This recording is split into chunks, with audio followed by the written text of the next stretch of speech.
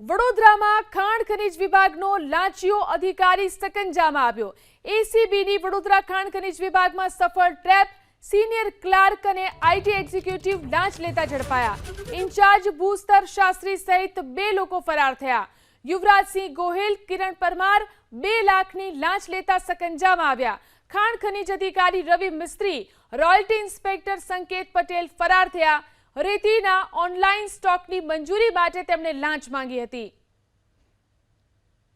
વડોદરામાં ખાણ ખનીજ વિભાગનો લાંચિયો અધિકારી સકંજામાં આવ્યો।